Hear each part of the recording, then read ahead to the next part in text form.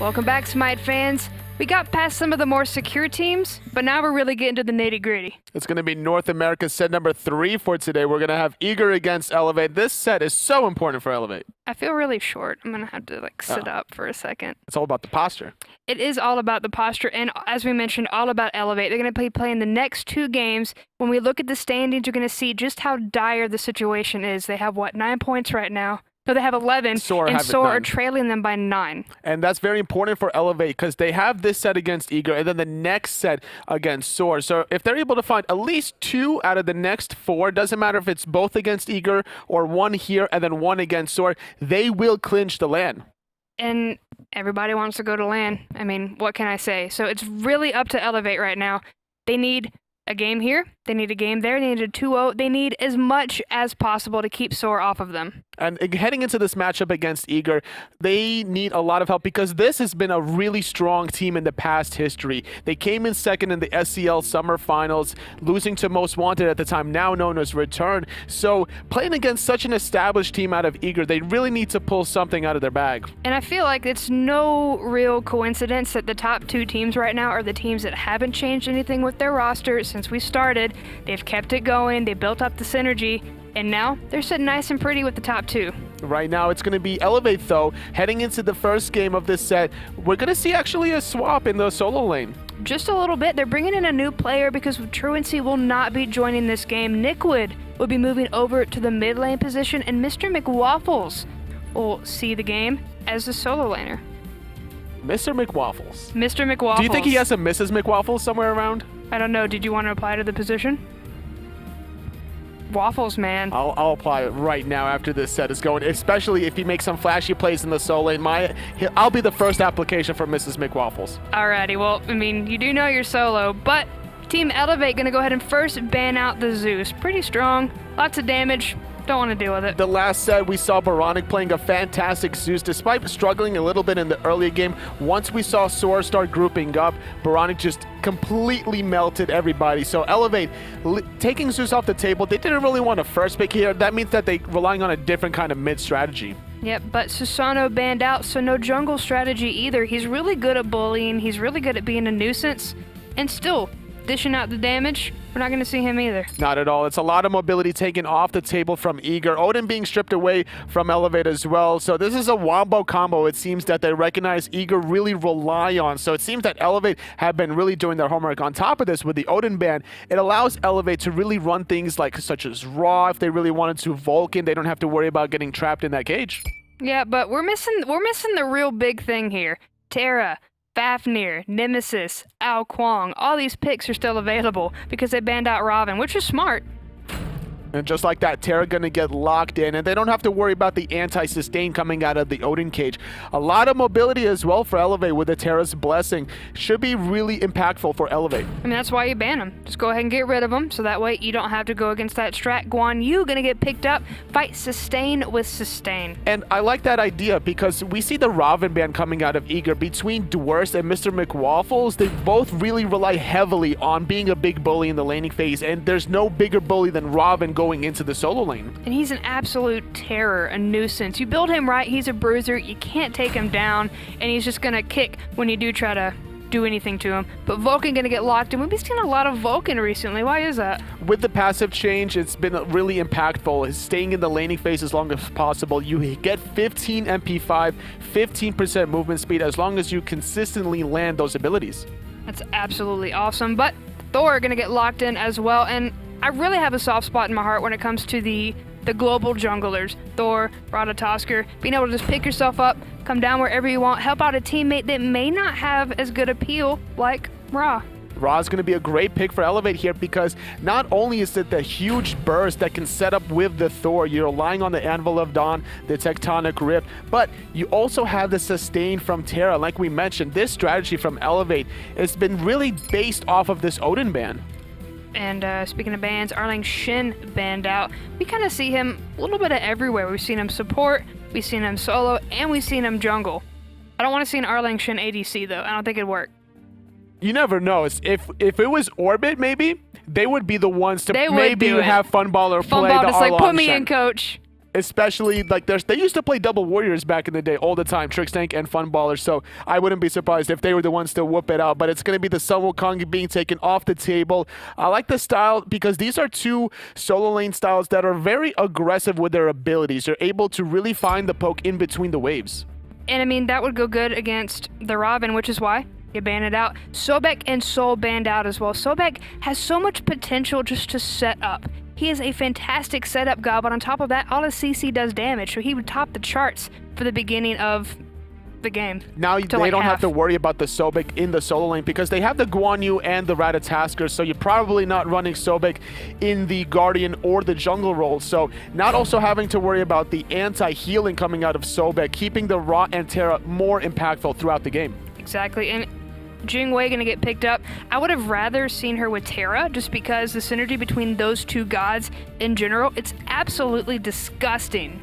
It's going to be a nice little clap into the stun. You can easily set up the root into the knockup. You can keep somebody trapped in that little area for so long, but Eager taking that option away from eLevate. They're the ones that are going to lock in the Xing for AirCougar. And now eLevate, they're extending their composition to more of a team fight one with this Amaterasu that synergizes so well in the late game. And we haven't seen Mr. McWafflez yet, so it's hard to kind of guess what kind of gods he likes. It'll be nice to see the Amaterasu going up against possibly Guan Yu, but Hu Yi gonna get picked up as the last draft for Team eLevate. I like the Hu Yi idea. It's going to be very difficult for Eager to really even come close to this god in the lane game with Mark of the Golden Crow, especially if he elects to go for more of a penetration style. Once that Titan's Bane does get complete, the Bacchus and the Guan Yu is going to have a really hard time, and that's exactly what eLevate has to do. They have to find the burst, not allowing Guan Yu to get the sustain out throughout the team fight. And they're going to have to, yeah, because the name of the game is sustain. It's all about sustain. When you have a Terra, when you have a Guan Yu, at that point you have to focus on anti-heal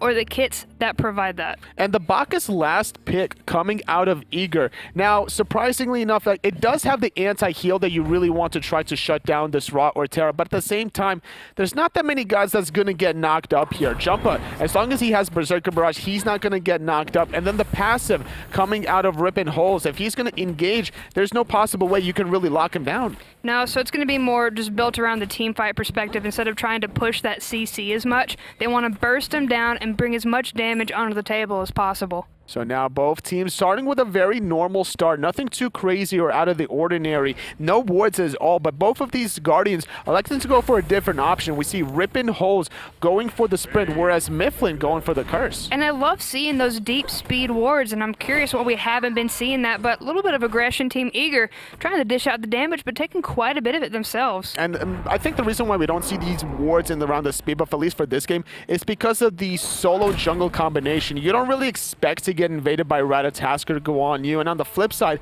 you don't expect to get invaded on by Amaterasu in general, even though the Thor is pretty strong. Eager taking those right fire elementals and the right mid harpies as well, and no rotations coming out from eLevate to take the left ones yet, which means Eager could force something.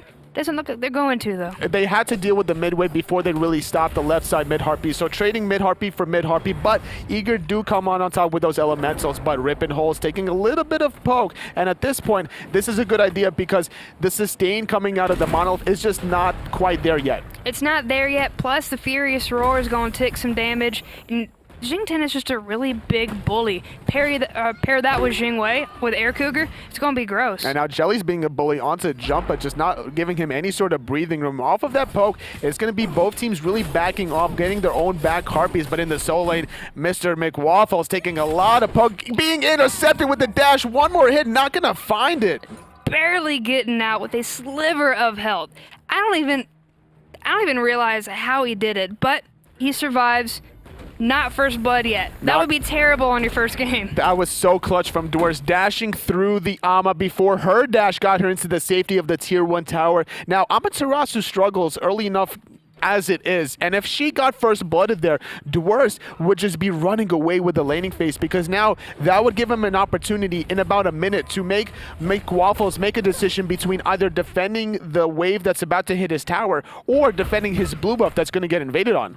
And it's those difficult choices that separate just normal player from pro player. You got to know when to make those sacrifices. Thankfully, he doesn't have to do it. And Jellly popping into the air, probably trying to aggress as he tries to take the life And he's gone. Great a trade-off, first blood. though. It's going to be a first blood, though, in the favor of Jellly, and that's a great pickoff because that's going to shut down McWafflez ever so slightly. This Guan Yu finished off the Warrior Tabby, only tier 2 on the side of McWafflez. There was so much happening, I couldn't even pin down, but the nice trade-off going to keep them in the game, but because, oh, nice snipe coming through, Delta Marine trying to use the meatball as the deterrent. Jumpahhh not going to be in the Vulcan ult, but that doesn't matter because he got out alive. This is the setup and synergy between Thor and Ra that we're witnessing in the mid lane. Barely able to survive as Delta Marine at this point. Didn't even use the purification. He didn't respect the damage coming out of Niqued, but even though they didn't find the kill, they're now grouping up. They have a 3-on-2 around eLevate speed. Ult looking for Jellly in the back lane, gonna find the stun, still gonna try and chase him down, but Jelly's gonna have that dash, better to turn around, join the team. Dwurst tries to make something out of it, instead gonna back off, head back to solo. Jumpahhh able to steal away the speed buff from Jellly, not extending it to the blue buff. They're gonna reset, surprisingly enough. Even though they forced out Delta Marine's ultimate in the mid lane, they're taking the small marginal win, now grouping back up to go for the farm. You always want to make sure you never miss a wave of minions. At that point, also, you don't want to miss the retaliation onto your own speed buff. Keegs gonna use that purification to get out of Myflin's whirlwind of rage and steel, and ult for a purification. Doing a great job sacrificing the relic. Myflin gonna walk out with a slight advantage there. So now once his ultimate comes back, it's gonna be the prime real estate target for him. eLevate gonna grab their own blue buff in response. It's gonna be Mr. McWafflez now. He still has the tier 2 boots, so if Dwurst really wants to, he could start applying more pressure and continuing being a bully. Eager taking a small lead. They want to go ahead and try and make something out of it, but Rippin is going to be able to dash away. Ratatoskr through the Cosmos, not going to connect. Dwurst, though, he recognizes the respawn timer of those elementals, and this is the small win that you really need to do out of the soul lane. That's worth 90 gold every single time those respawn. And we saw a lot of prioritization coming out from every single team that's won. They always beeline for those fire elementals just to get that extra lead, especially if you can split it early on to get you to level 5 quicker. McWafflez, he's trying to clear out the wave really safely, but surprisingly enough, he's really slow about trying to stop the Tallow Assault out of Dwurst. This should be an easy counter matchup for McWafflez. I'm surprised that he really is struggling this early on. It was a great pressure coming out of Dwurst in the early game. That dash interception was just so clutch. As a player, just for a player perspective, do you think the reason we're not seeing that is because this is his first time in here? This is the big play. This is the last week. There's so much riding on it. It could very well be that he's still trying to find at ease at this level of competition, especially playing against Eager, who's so well established in the Smite console league. And Mr. McWafflez is going to be really put through the test in the early laning phase. Still struggling, but I'm not too surprised because it is Amaterasu, especially the fact that Jellly did camp his lane, finding that first blood. But once it gets to the mid to late game, it's going to be Mr. McWafflez really having to make the plays and trying to dive the backline, not allowing Delta Marine any breathing room. And that's going to depend on the rotations and if he's even allowed to do so, because Dwurst, very aggressive. Dwurst is going to want to be in the forefront of these team fights with his conviction as well. And his ultimate, definitely nothing to sniff at, but you need those rotations. You need those rotations in eLevate, trying to find a pickup onto Myflin, poking him out a little bit too, but nothing really going to come out of it quite yet. Both teams still dancing and flirting with the idea of the Gold Fury. Both of these junglers do have Wrath if things get dicey around there. There's been no kill potential when it comes to these small little group ups. Nobody wants to commit this early on to fight yet. They want to make sure that they can secure something after it. Make sure maybe it's at a Gold Fury, you take 2, and then you're able to not worry. You have 2 Wraths on the board, and it's really going to come down to both of these junglers. And both of these teams have to find a strategy and execute it. For eLevate, it's all about the Thor Raw synergy, and I think for Eager, it's trying to shut down McWafflez, not allowing him to get into the team fights, and that's going to be important for Jellly to try to find him on the right-hand side as the speed buffs start respawning. How important are these jungler rotations going to be? Because I know they set the pace, but we're seeing a little bit of a lead coming out from the Ratatoskr. Not a little bit of a lead. That's a pretty big lead. About 550 gold. Even 1 level coming out of Jellly. It just goes to show how efficient he is at farming. And Jellly, he used to be the support coming out of Eager. It was actually Myflin and Jellly that made that switch. And ever since that switch, this has been Eager's favor. I think they really wanted to make that switch, trying to compete with Return in the next LAN. We had a couple of growing pangs that we saw in the first couple of weeks, but now Jellly has really just gotten comfortable, and eLevate getting comfortable, getting tossed away. The nice Jumpahhh gonna be able to teleport through, but the snipe gonna be good. Not gonna be able to lock anybody down though. Jellly in the backline gonna get stunned out. Magma Bomb not going to stop the onslaught. Niqued, who's in the mid lane now, takes the first kill. But Thor lands back into the Vulcan ultimate. What are you doing? And now Niqued trying to run away. The backfire doing a little bit of poke. McWafflez dives in. He's going into the physical power instead of staying with the mobility, surprisingly enough. Great play though, I would say, from eLevate. It was a rotation from McWafflez that found that first kill onto Jellly, and even if off that, they found their own speed buff. Delta Marine barely getting out by the skin of his teeth, but Eager's two entire strats have been objective control and feed Delta Marine. I know we make a joke out of it, but that's literally it. They're so good at locking down objectives, and keeping Delta Marine alive is a huge priority. Especially when his strategy right now is trying to rush that Divine Ruin, trying to limit the sustain coming out of eLevate between this Raw and the Terra, as well as there's a lot of self-sustain coming out of McWafflez on the Amaterasu every time the aura stance switch changes. And I mean, it's definitely going to come into play, but right now, a little bit of a stalemate over in the solo lane. I think McWafflez is feeling a little bit more comfortable, pushing a little bit more forward, letting Dwurst do his own thing, but then getting back before Dwurst can capitalize on him. It's all about mitigating your losses if you have the inferior matchup in the solo lane, but with Jumpahhh having to grab the blue buff, that takes away some experience from McWafflez. And then McWafflez was thinking about going for those elementals, but he didn't want to waste too much time because there's only a 30-second duration when the buff hits the ground. And he's only about 300 gold behind, so it's nothing to worry too much about, but if these things keep happening and he's not able to take things for himself, that's when we're going to start to see McWafflez fall off. And both of these gods in the solo lane between Guan and Amaterasu are so impactful in these team fights. You have the sustain coming out of Dwurst, as well as the physical power, as well as the mobility that McWafflez can provide to his team. He's also going to be able to dive the backline very efficiently, so once he gets those tanky items, he should be able to eliminate Delta Marine, especially considering the fact that he's not that much magical power quite yet. Jumpahhh looking to crash in on AirCougar. The stun is going to be good. The wall, you're not going to be able to get away, but the double ricochet from Keegs. Spin to win gonna help, but that was all Hooyi. We talked about the synergy from Jumpahhh and Niqued, but we failed to mention the tectonic rift into the ricochet. That was a great play coming out of those two, but now the counter rotation, the Vulcan ultimate not able to hit it. Jumpahhh hammers away from that one. And now the Nine Suns are raining down. Myflin is trying to jump away. Meanwhile, Jumpahhh trying to take out Jellly, gonna dash out of the root. Niqued just pulled the trigger too quickly. The first jump from Myflin was used, and then immediately Niqued responded with an ultimate. He tried to predict where the second one was going. He should have waited for the second one to be on cooldown and then go for the more guaranteed snipe. Look at that double sustain, though. That stacked heal coming through. McWafflez trying to turn around the corner, come into the back line and interrupt, just like you had mentioned. Instead, he's going to meet Myflin. Not able to really make an impact. Doesn't want to go between the tier 1 and tier 2 quite yet. He's only level 12. He doesn't have his second relic quite yet, but he could back and look for the teleport play. A nice ricochet off the wall, just chunking out Myflin. And the double tap coming out from Jumpahhh,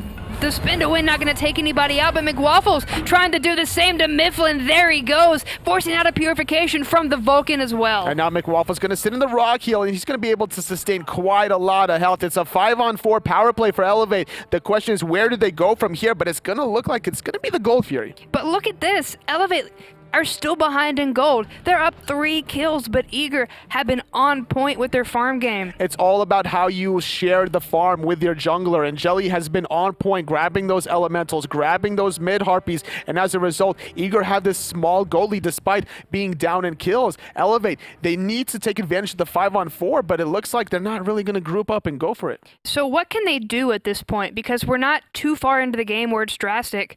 We're seeing them take some of these kills, but we're not really seeing any momentum yet. Well, the thing is, right now, it's still very early in the game. The respawn timers are very short, so once they continue to start grouping up and make the plays with Jumpahhh, whether it's with Niqued or KeegsMate, they'll find the kills regardless. They'll force out the purifications, and then they'll go for the objectives off of the longer respawn timers. My first thought is to always, when I go into a game, look at the kills, 4-1, okay, eLevate's winning, okay, wait, no, they're not. like I said, Team Eager, the farm game is real, and they're just sticking together. They're not getting worried yet. Not at all. They're always being grouped up. They know when they can get away with plays or when they have to concede some. We saw Jellly being able to make the first blood play, but he's been a little bit quiet since then. He's waiting for his right timing window. Just now finishing off the Jotun's route, he should be able to continuously make the plays in the side lanes. I feel like a lot of people are being quiet, aside from Dwurst. How come we haven't seen any Gold Fury fights yet?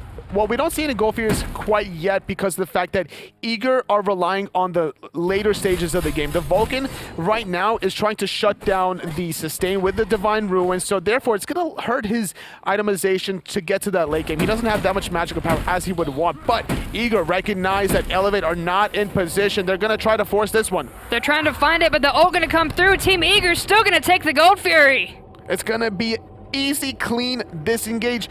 Niqued the ultimate there, though. That was a little bit questionable. It was a mile away, I want to say, to put it lightly. I'm not really sure. Universe. I was still trying to hype it up, but I'm not really sure what it was. I think he tried to do one of those montage, 360 no-scope kind of plays, but it didn't really work out for him. Vulcan ultimate not able to save Delta Marine's life. Ratatoskr's in the sky, diving in the back, knocking up Rippin holes. He's going to be another victim, trading 1 for 1. Yeah, but Thor going to crash in, try to find a kill, try to find something. They're diving deep and going hard. Niqued going to get Tallow assaulted. He's trying to get away, but Cougs going to get that last hit. So now that sustain coming out from this fight is gone. It's gone for eLevate, but it's still there for Eager. Dwurst is there in the mid lane. It's a 3-on-2 for eLevate, and they're trying to buy time because on the left-hand side, KeegsMate has been split pushing the whole time. Tier 1 tower is going to fall. I mean, would you trade these kills for that tower? It's still not down yet. The minions are going to be able to just go and sneeze on it eventually, but now this rotation onto Keegs. He's duking, he's dodging, he's forcing out that Sanctuary and the Purification and the Jing ultimate. And there it is. And Jumpahhh is trying to save Keegs' life. AirCougar recognizes the Thor is too much of a threat. Gonna back off and retreat. A lot of time was spent from KeegsMate trying to get the tower. At the end of the day, he doesn't find it, but you can literally just walk over there and just blow at it from the tower line from a distance. Yeah, just go sneeze on it and it's gone. But why did they invest so much to try and get this kill onto Keegs? They invested 2 ultimates. They burned both of his relics, but he's still alive. They tried to force at least a couple relics and his ultimate to be able to take advantage of him later on. He was really overextended trying to go for that tier 1 tower, and it's more of a pride thing. It's like, okay, you're going to go for our tier 1 tower and not get it, you're going to get punished for this one. I mean, they tried, but I mean, they got both the relics, they're going to be able to continue to make a play. Myflin is still lingering around the corner, and that's the whole idea behind the setup. Now, like we mentioned before, it's not the home run play, but it's a nice little double hit to set yourself up for at least 1 point later on. Yeah, but they didn't force the ultimate, so he's still going to be able to defend himself and get away if need be by popping that and then using the dive bomb to jump away. But either way, he survived. They burned the relic, so he's still going to be a walking target for another 82 seconds because he doesn't have any way of saving himself from CC or damage. We'll see if Eager communicate that within them to see about that timer, but it's going to be Rippin holes, forcing out the ultimate, trying to get the mobility. Not really sure about that one. They didn't really force any plays off of that Terra ult. And they probably could have. Instead, it's just going to be used to make them walk a little bit faster. That's kind of it. That's pretty much all they're going to get out of that one. AirCougar's going to start rotating over to the mid lane as KeegsMate starts to defend the left-hand side. It's going to be a lot of action in mid lane, it seems, as Jumpahhh makes the rotation, stunning out Myflin, but there is no follow-up. The Ra wants to hold on to his cooldowns. Not really want to go on a Guardian quite yet. You're not really going to be able to 100 to 0 him, or at least do a decent chunk of his health at this point. We're only 15 minutes and 40 seconds in. It's 5 to 3. It's not a bad idea, though, to maybe go onto Myflin because he's level 11 without any magical defense, but KeegsMate finding a nice stun onto Jellly. He's going to need to find at least 2 more in-hands, but the dash keeping him alive for now. Thor not on the mark. Thor is still going to be able to find it, but not with the ultimate. Going to help out, though. Just a little bit extra help to secure that kill. He found the double tap while the cast time of Ratatoskr ultimate was trying to take him into the sky, but finding another double tap onto AirCougar, forcing out his ultimate. Finally, they were able to find that tier 1 tower on the left-hand side earlier on, so now with a 5-on-4 power play,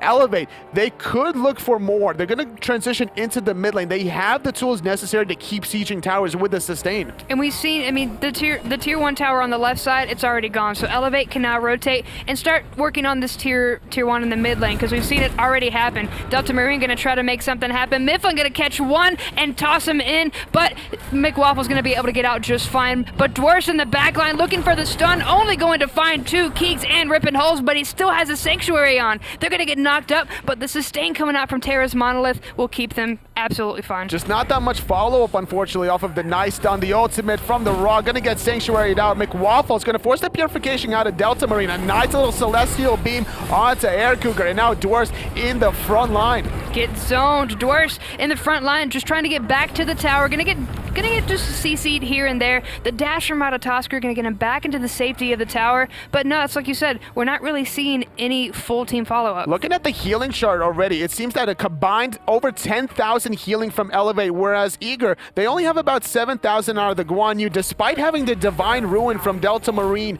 As long as eLevate peel back with that heal and don't get hit by any of the abilities, it's gonna negate that item completely. People forget just how ridiculous Terra's healing can be with that monolith. So you pop it down, you're able to heal right back up. Since it's not necessarily there like the conviction is, like you said, it's not going to affect it the same way. And eLevate, they're using that to their advantage. It needs to be Eager aggressing and finding the pick instantly. They have the anti-heal between the Pestilence, the Brawler's Beast, but in mid lane, Jumpahhh caught out of position, hammering away, but it's not enough. The backfire secures that one. Barely. He almost got out. He threw the hammer. He was getting ready to teleport, but it wasn't there. And now AirCougar was trying to box Niqued, instead going to turn his sights onto KeegsMate and then back off because the Gold Fury is available. This is all about the timing of when you found the pick. eLevate, they found the pick earlier on, but they couldn't want to put pressure in the mid tower as a result. But now with Eager a 5-on-4, they're going to force the Gold Fury. The Raw Snipe, the Gold Fury gets reset. Jellly comes down to Keegs. And nobody's in there, so they can't take it down yet. It's at 6%, and now it's still at 4. They're not able to take it. Delta Marine gonna take Rippin holes instead, and AirCougar is so low, they want to try to make something happen. A great job by Dwurst finding another kill in the backline. There goes the sustain coming out of eLevate. There is no Raw, there is no Terra, so now it's gonna be a 4-on-3. Jellly is still down, but without the sustain from eLevate, they're gonna be significantly weaker. Eager, they still have the advantage. 4%. How many hits is that on a Gold Fury at this point? It went down to 4%. It was so close, and both of the wraps are still available between the junglers. I'm really surprised that that one didn't go down. The Raw Snipe really was a good deterrence, basically. It forced the Gold Fury reset. The Vulcan ultimate could have been a little bit slightly better, but Dwurst was the MVP for Eager. They're diving that backline, eliminating Niqued. eLevate dispersed, they scattered, and left the Gold Fury even though they knew Eager had aggressed on it before. With Ratatoskr here with that Wrath pop, that's going to go to Team Eager again, and Keegs, he was really the only one there to try to make something happen because everybody's scattered. Why? And now eLevate, though, they want to find a kill off of losing the Gold Fury. They recognize that a lot of abilities were used. Jellly's ultimate was used. The sustain is coming out as the meditation pops. The Raw heal as well. They need to find a tier 1 tower. You don't want to force it, though. Myflin trying to find the stun. Niqued just trying to get away, is going to be able to use that purification and then get out, just out of range of Myflin. The washing machine not going to be used at this point, and now the snipe gonna whiff. Great job, though. It's deterring the rest of Eager to defend this one. The stun is great, but the heal is better coming out of Dwurst. This is basically the sustain game. Whose heals are stronger? And it looks like eLevate, they're gonna able to peel on back. They're not able to get the tier 1 mid tower. So overall, just losing a Gold Fury, not really getting anything out of it. I mean, eLevate's heals are definitely going to be stronger considering you got 2 people able to heal for you. You stack those on top of each other, and at that point, any health you were missing, already gone. But we're 20 minutes and 30 seconds in, 7-6, and Eager's still looking pretty dang strong. 3,400 gold and 3,400 experience. A small little marginal win for Eager at this point, but you can't count out eLevate right now. I like their team composition, like we mentioned. We've seen how successful they were with the initiations from Jumpahhh, but unfortunately, he hasn't been able to make the same plays that he was in the earlier stages. He needs to start really grouping up and finding somebody out of position. Maybe have KeegsMate push on the left-hand side, forcing AirCougar to defend, and then that's when Jumpahhh can make a play. Delta Marine gonna get the double tap to the face with the help of the Tectonic Rift. Jumpahh's really good at doing those even when he can't see you. McWafflez gonna have 2 aggressing on him. Gonna be able to dash to safety. grouping up in the mid lane from 2 members of eLevate. They're still not able to really find anybody out of position. It's still that waiting game right now with the Gold Fury being down. No team really wants to overextend too much in the other's jungle. They're able to find some really nice wards around the Fire Giant, but the Soul Laners, they need to get a little bit more tanky in the later stages of the game. And we're still waiting on Keegs and AirCougar to join these fights as well. They're going to be rotating back over to the right. We're going to see these really gigantic groups, and now we're going to have that level 17, that level 18 ADC jumping in just to dish out that lacking damage that we haven't seen prior. Looking at McWafflez, he's still been a little bit struggling heading into the later stages. He's down 1,000 gold to Dwurst, but this is still fine for him because now he's at that late game Amaterasu. He's still been very impactful because he has those 3 kills and assists. And what is Amaterasu going to be able to do in the overarching structure of this team comp? It's just going to be able to dive that backline and basically trying to shut down Delta Marine, trying to shut down AirCougar and zoning them away from the team fight. And on the flip side, you're trying to have Myflin do the same thing. And Myflin looking for the wind-up, still not going to be able to find the pitch though, but in the back line, Jellly going to crash down and take out the Rot anyway. Dwurst hops on the horse, looking for the stun, but the Rift going to keep him out. He's still going to be able to find 2, but at this point, he's really deep in the tower and taking hits fast. Vulcan ultimate going to whiff in the back line though. We're not going to have any deaths and then sustain right back up. Jellly doing a good job zoning out 3, and as a result, McWafflez was trying to zone by himself just too far out. Tier 1 tower falls away from eLevate. Eager, they're still grouped up 5 on 3 right now. Tier 2's getting pressured. They're able to continue it on with Dwurst to sustain. It wasn't that hard to melt through the Tier 1. The Tier 2 shouldn't be as bad either. Jumpahhh spinning to win in the back line, but Dwurst has just been a gigantic distraction because it's already down. Just a great job from Eager. They're grouped up. They found the picks necessary. Jellly was the MVP to set up the first kill of that fight. Niqued got knocked up, nowhere to go. Even under his Tier 2 tower, Dwurst was there as well. And this is the game that we were talking about, that Eager needs to really find the kill as quickly as possible. And looking at the build coming out of Niqued, he went for the Dynasty Plate helmet into the Rod of Asclepius. So he has a little bit of physical defense. He has a little bit of health, but neither of those relics were used to keep him alive in that team fight. That's very problematic. We don't see a lot of Rot in console scene just because after playing with a controller, it's kind of hard to hit all of these abilities, especially the ultimate when you're looking for the snipe. So it's kind of nice to see Niqued transfer over from the solo lane with a god that could play in either lane.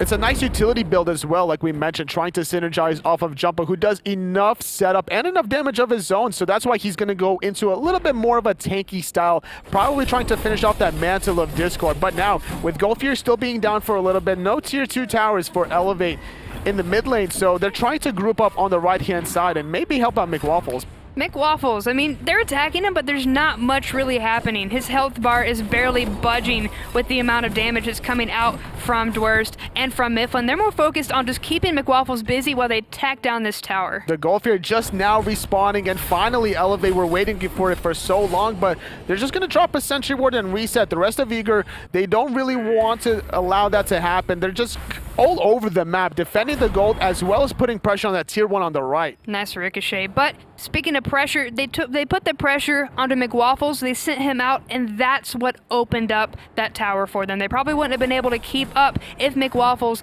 stayed in that zone. So instead, they're keeping him busy while we have another flirting with the Gold Fury, like you said earlier. But eLevate, they're not responding to the siege on the right. They have to at least try to go for the Gold Fury or force a fight 4 on 3 in your favor. Jumpahh's going to find the double tap onto Jellly, but Niqued wasn't there to follow up. Tier 2 falls. eLevate don't respond. eLevate aren't responding to much of any of these calls, and we're looking at the Gold Fury. It's falling fast. It's going to get leashed, but now eLevate are in a bad position, caught between 2 members. Jumpahhh going to come in, pop the purification for whatever reason, but the Vulcan ultimate has been whipped by Delta Marine. Jellly keeps chasing Keegs, and the Sanctuary has been popped, and here comes the horse. And it's going to be Dwurst diving in the backline, stunning out Niqued, forcing out the purification from Keegs, jumping away under safety, but Rippin holds. He's trying to get away. The ultimate from Niqued just actually zones Delta completely away. Rippin holds, falls to Myflin. Myflin takes the kill. Jumpahhh just has to watch from the sidelines. He doesn't really have an opening, plus he's split off from his team.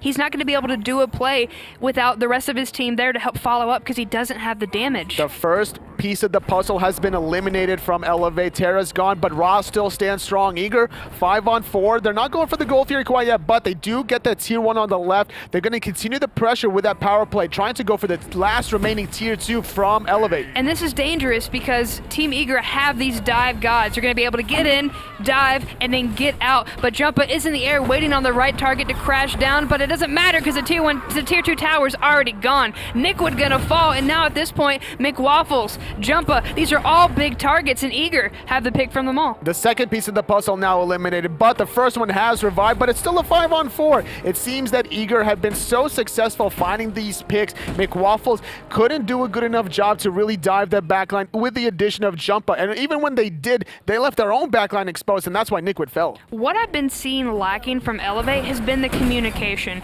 Team Eager, they've been doing a fantastic job. In that play that we saw in the mid lane, when we saw Myflin miss his ult, when we saw him miss his ult, Jellly was in the air going to go on a different target, and it turned into a, hey, I missed, this person's low, change your target, go to this one, and then dash out. And that's exactly what happened, versus we're not seeing that coordination from eLevate. It's all about also the commitment, or the lack thereof, from eLevate. When they had a 5-on-4 power play around the level 8 to 9 mark, they didn't group up to go for a tier 1 mid tower, even though they had the double sustain. And then they didn't group up trying to defend the tier 1 or tier 2 tower on the right-hand side. Those towers were completely stripped away from eLevate for free. eLevate just don't respond. And this is not a new thing that we've seen from eLevate. This has been something that if I've been casting, I've mentioned, or Aggro's mentioned, or anybody that's seen this game has mentioned. So it's a problem that eLevate are going to have to work on coming through, whether they make it to land or whether they go to the gauntlet. But on the flip side, Eager have just been playing lights out. They haven't been giving eLevate much breathing room to really respond. And this is just because of how comfortable they are with each other. They've been playing together for just so long. They've been playing lights out online and even on LAN. I mean, and even when you look at the numbers, I saw the graphs up earlier, we're in the tens of thousands of leads when it comes to experience as well as gold. This is exactly why this team is second seed right now, and Dwurst charging forward. There's the curse coming out through. Jumpahhh forced to ult just to get away. The sustain gonna be good. The stun gonna be good as well, but the throw from Keeks gonna be good. Jumpahhh crashing in. Dwurst is trying to get away. Myflin gonna jump away as well, but the Vulcan ult coming through, gonna rip through Rippin holes. Half of his HP is already gone. We saw the snipe completely whiff as well, and now the team's just split. KeegsMate jumping back into safety, but the rest of the team is cut off. AirCougar's in the sky, landing back down. It's going to be very important for Eager to keep on chasing. Nice the Terra's blessing, though, is being used. Jellly trying to dive the backline. McWafflez doing a great job buying some time. Just buying some time and zoning, keeping Eager away as long as possible because they don't have a safe place to back off. They don't have their 2-2 tower. It's all the way at their Phoenix, and they're trying to keep Eager away from the birds. They want to force something with this gold lead that they have. It's over 14,000